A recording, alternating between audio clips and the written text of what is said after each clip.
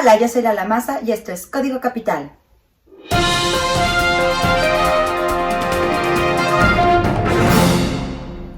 Si te dio flojera ver las noticias, aquí te dejo un resumen de la semana. ¿Dónde quedó Laurita? ¿Dónde está Emilio Lozoya? Este tema tiene una trama más complicada que Game of Thrones. Para entender cuál es la relevancia de la reciente extradición de Emilio Lozoya, primero tenemos que entender qué es Odebrecht. Odebrecht es una empresa brasileña que se desempeñaba en los campos de ingeniería y construcción, así como la manufactura de productos químicos y petroquímicos. Pues esta empresa empezó a ser investigada por el Departamento de Justicia de los Estados Unidos, los que son encargados de la fe y legalidad de las cosas, porque cuando ya se meten los gringos es que esto va en serio. Pues esta empresa empezó a ser investigada bajo la sospecha de prácticas de sobornos a presidentes y funcionarios de 12 países de América Latina. Esta empresa, que empezó a ser investigada por un caso local de sobornos en Brasil, se ha convertido en uno de los escándalos más grandes de corrupción de América Latina. En este caso han caído en desgracia presidentes, expresidentes, funcionarios de diversos gobiernos, hasta un suicidio. O sea, se podría hacer una serie de Netflix con todo este caso. Marcelo Odebrecht fue detenido el 19 de julio del 2015 en Brasil, acusado de corrupción y lavado de dinero. Así que a cambio de una menor sentencia, actualmente está condenado a 20 años de prisión domiciliaria, delató ante los gringos a sus socios. Su empresa integró el cártel conocido como Lava Jato, que incluía a 8 compañías de obra pública de varios países, incluido, obviamente, México. Este caso se dio a conocer a finales del 2017, cuando el Departamento de Justicia de los Estados Unidos reveló que la constructora había emitido pagos por más de $788 millones en sobornos. Varios presidentes de Latinoamérica han estado implicados en este caso. De Brasil, Lula da Silva, Dilma Rousseff y Michel Temer. De Perú, Alejandro Toledo, Ollanta Pedro Kuczynski y Alan García. Este último terminó suicidándose en su casa antes de ser detenido. Y de Colombia, Juan Manuel Santos, entre otros muchos, de una lista muy larga. Y como serie de Netflix, alrededor de este escándalo se han registrado 5 muertes de testigos claves, una caída de una avioneta, un infarto, un suicidio, entre otros muchos casos raros que se han dado alrededor de esta investigación. Durante esta investigación de tintes novelescos, Estados Unidos reveló la confesión de 6 ejecutivos de la empresa de haber pagado $10.5 millones en sobornos a México entre el 2010 y el 2014. En esta confesión se dio a conocer como presunto beneficiario de estos actos a Emilio Lozoya. ¿Y quién es Emilio Lozoya? El originario de Chihuahua es economista y político mexicano de 45 años, viene de una familia de abolengo político, ya saben, típico. Abuelo que fue gobernador interino de Chihuahua, su padre fue secretario de Energía. Bueno, Emilio fue una pieza clave e importante dentro de la administración de Enrique Peña Nieto. Lozoya fue uno de los principales impulsores de la reforma energética del sexenio pasado, que en el 2013 fue calificada como un logro histórico por su aprobación. Pues este niño maravilla pasó de ser una de las promesas de México por su carrera académica, ya que estudió en el ITAM, en la UNAM y una maestría en Harvard, a ser uno de los protagonistas de uno de los escándalos más grandes de corrupción de América Latina. Durante la campaña de Peña Nieto, Lozoya fue el coordinador de vinculación internacional. En este cargo es donde supuestamente Odebrecht le habría entregado aproximadamente la cantidad de $10.5 millones como contribución electoral. Esto a cambio de ganar una licitación de $115 millones para el proyecto de remodelación de la refinería Miguel Hidalgo en Tula, Hidalgo. A la llegada al poder de Peña Nieto, Lozoya tomó la dirección general de Pemex, cargo que ocupó hasta 2015, cuando se iniciaron las acusaciones en su contra por casos de corrupción. Bueno, pues en mayo del 2019 se gira una orden de aprehensión contra Lozoya, luego de que una investigación de la Unidad de Inteligencia Financiera congelara sus cuentas bancarias y se determinara que había mentido en su declaración patrimonial. Ya saben, la típica de los políticos, que se les olvida declarar algunas casitas y algunas cuentitas bancarias con cientos de miles de dólares. Así que Lozoya prefirió que dijeran aquí corrió, que aquí quedó, y se peló de México cruzando el charco y se fue a esconder a Europa. El 12 de febrero de este año, en España, fue capturado tras el cumplimiento de una orden emitida por la Interpol. Y la semana pasada fue extraditado a México para ser juzgado. Así que el viernes pasado, Lozoya aterrizó en México en un vuelo especial de la Fiscalía General de la República, custodiado por agentes de la Interpol. Inicialmente, Lozoya iba a ser trasladado ante 2 jueces en el reclusorio norte, en cuanto bajara del avión. Pero pues el funcionario se sentía malito, ya saben, el jet lag, el estrés de ser acusado por corrupción y lavado de dinero, cosita de nada. Así que fue trasladado al hospital privado Ángeles del Pedregal al sur de la Ciudad de México. Al parecer el exfuncionario presentaba un caso de anemia y afectaciones en el estómago. Seguramente le cayeron mal algunas tapas o el vino tinto que se estuvo tomando en España. Al día siguiente, en el sermón de la mañanera realizado en Manzanillo, porque AMLO Pop Tour es como virgen viajera de iglesia de pueblito. Bueno, el caso es que se le preguntó a AMLO su opinión acerca del estado de Lozoya, ya que este no había puesto un pie en el reclusorio, donde se le esperaba. Pero el presidente dijo no conocer la situación, ya que él no estaba ni siquiera enterado de que el exfuncionario había sido trasladado al hospital. Y tanto él como Durazo se mostraron algo molestos por no estar enterados de la situación. AMLO reconoció que desconocía esta situación y luego de trastabillar aseguró que era un asunto que compete a la Fiscalía General de la República, así que declaró que desde hace 4 o 5 meses no habla con el fiscal Alejandro Gertz Manero. Ya ven, con esto de la pandemia y de la sana distancia, pues no ha tenido tiempo de irse a echarse un cafecito y el Starbucks para actualizarse. Pero ¿y ahora qué sigue? Una vez que Lozoya se ha dado de alta del hospital y se determine dónde se encuentra, los siguientes pasos serán llevarlo a una audiencia donde se le vinculará formalmente en el proceso por los delitos por los que se ordenó su captura.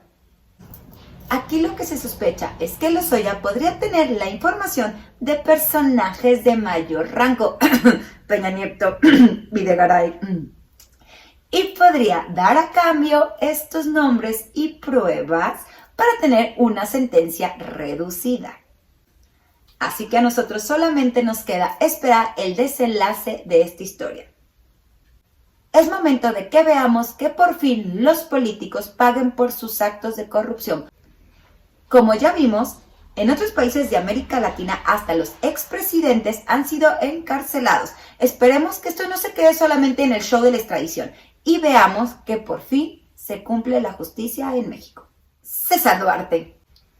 Otro que probablemente pronto tendremos de regreso en tierras aztecas es a César Duarte. El exgobernador por el PRI del estado de Chihuahua fue detenido el miércoles pasado en Miami, Florida. Típico, les encanta a todos irse a Houston o a Miami.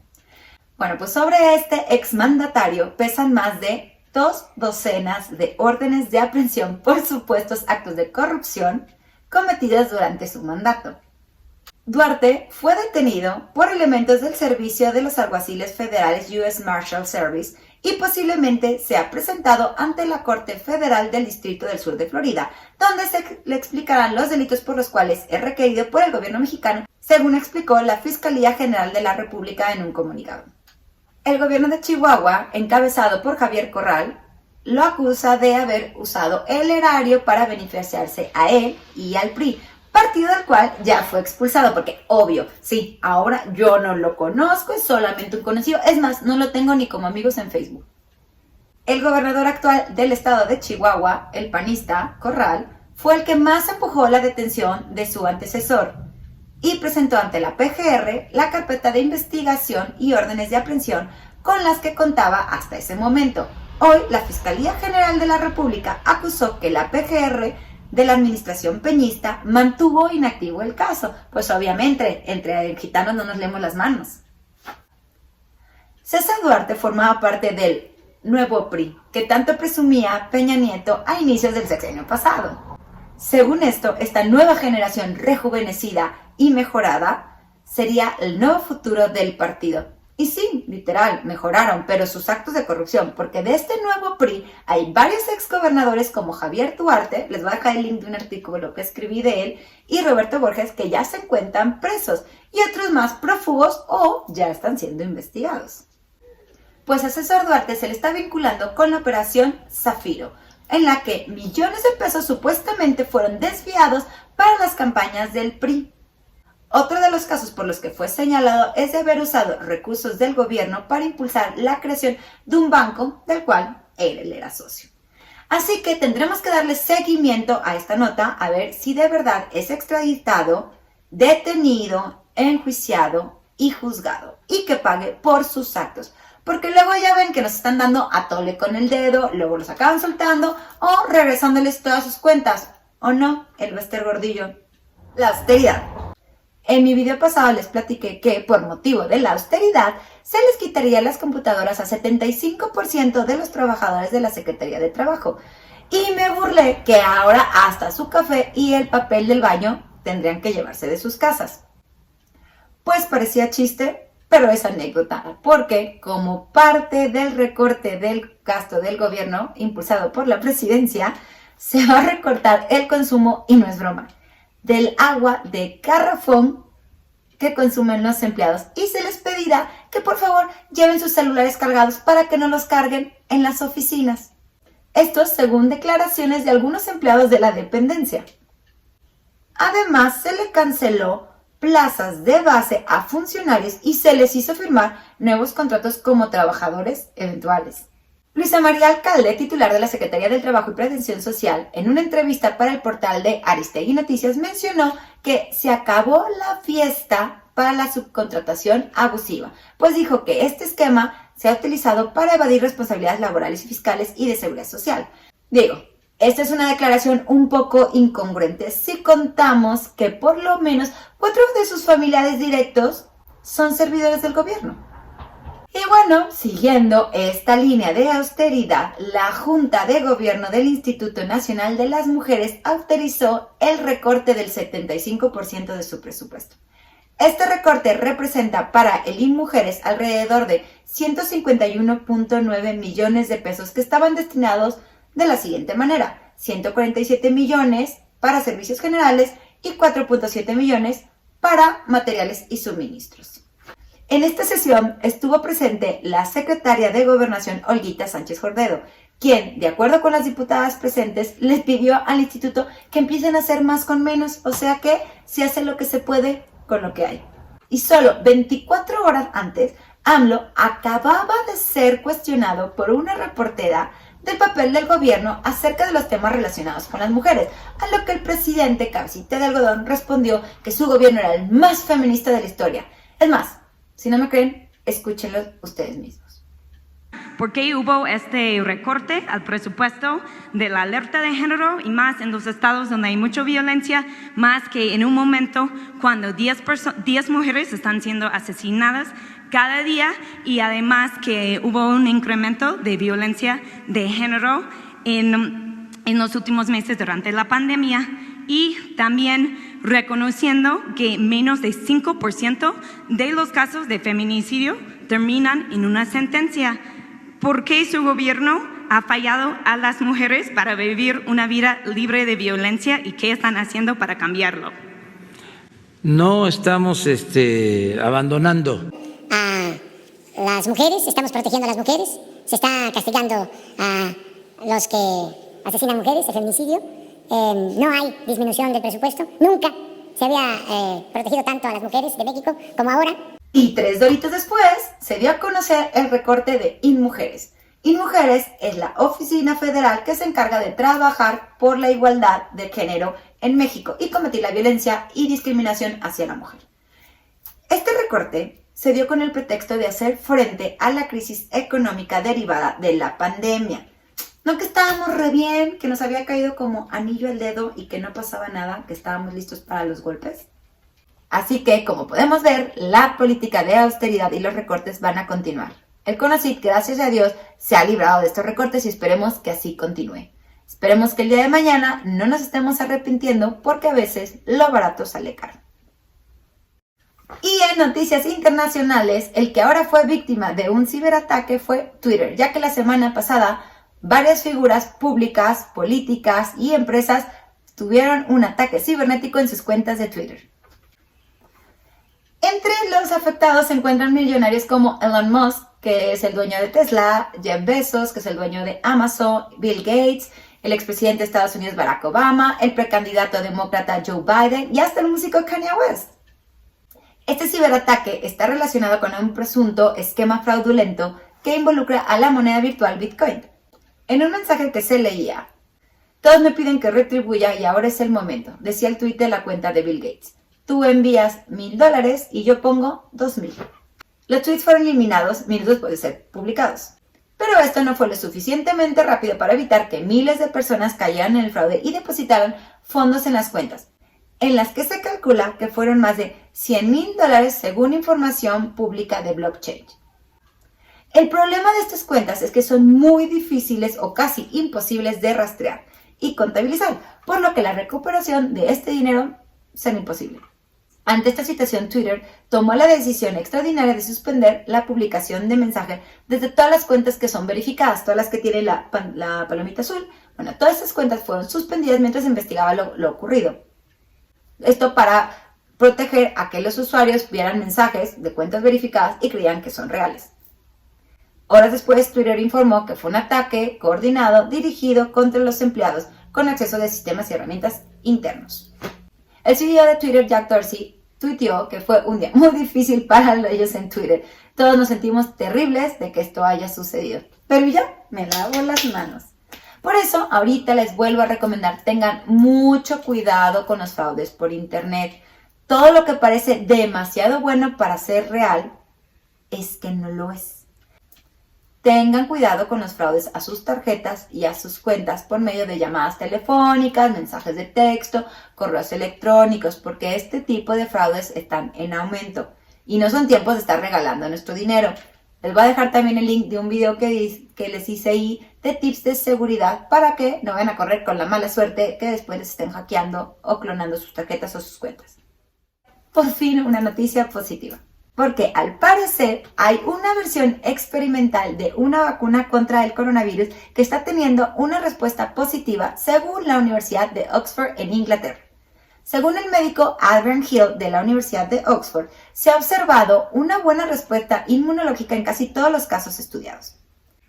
Esta vacuna experimental contra el coronavirus causó algunos efectos secundarios muy leves como fiebre, escalofríos, dolor muscular, y se vio que esto fue más bien en mayor frecuencia con aquellas personas que han recibido la vacuna contra la meningitis.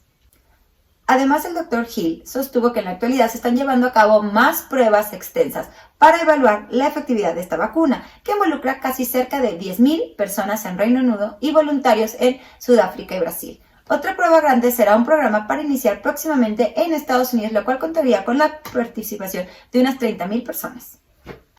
La rapidez con la que los científicos puedan determinar la efectividad de la vacuna dependerá más que nada del nivel de transmisión, pero Hill calcula que para finales de este año podríamos contar con los datos suficientes para decidir si la vacuna debería ser adoptada para campañas de vacunación masiva. Actualmente, México se encuentra en el cuarto lugar de muertes por coronavirus en el mundo, con más de 39,000 muertes y más de 344,000 casos. Esperemos que esta buena noticia nos dé un poco de luz en este año que ha sido demasiado complicado. Y esto ha sido todo por mi parte. Les agradezco muchísimo que me hayan escuchado y como siempre les pido que por favor se suscriban al canal, comenten, denle like y compartan. Como siempre les deseo una muy bonita semana y mucha paz. Hasta luego. Cuídense y usen tapabocas.